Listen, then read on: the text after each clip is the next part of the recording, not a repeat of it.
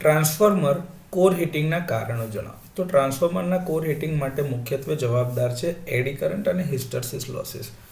Iron લોસના બે component છે, હિસ્ટરેસિસ loss અને એડી કરંટ લોસ, અને આ કન્ટિન્યુઅસલી ટ્રાન્સફોર્મરના કોરમાં હોય છે, જેના કારણે ટ્રાન્સફોર્મરનું કોરનું હીટિંગ થાય છે.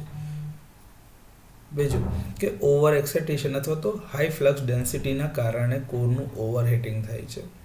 હાર્મોનિક કરન્ટ્સના કારણે, હાર્મોનિક કરંટ એટલે કે ભાઈ મૂળભૂત તમારી જે 50 હર્ટ્ઝની ફ્રીક્વન્સી છે એના ગુણાકારવાળા કમ્પોનન્ટ, જેમ કે એના કરતાં ડબલ ફ્રીક્વન્સી, ટ્રિપલ ફ્રીક્વન્સી હોઈ શકે, અથવા તો એનાથી અડધી ફ્રીક્વન્સી કે જે એના ગુણાંકમાં હોઈ શકે, તેવા કરંટના કારણે પણ ટ્રાન્સફોર્મરના કોરના ઓવરહીટિંગ થાય છે.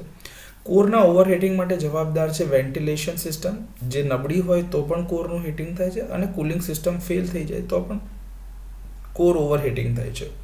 કોરનું સેચ્યુરેશન જે છે એ પણ કોર હીટિંગ માટે જવાબદાર છે.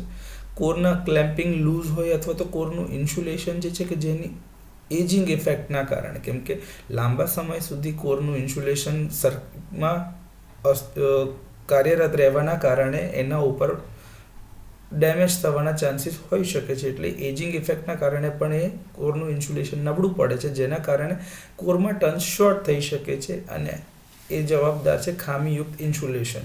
તો આ બધા રીતે ટ્રાન્સફોર્મરમાં કોરના હીટિંગ થઈ શકે છે. તો આના સિવાય પણ કારણો હોઈ શકે છે, પરંતુ આ થોડા કારણ છે કે જે તમે પરીક્ષામાં લખી શકો છો.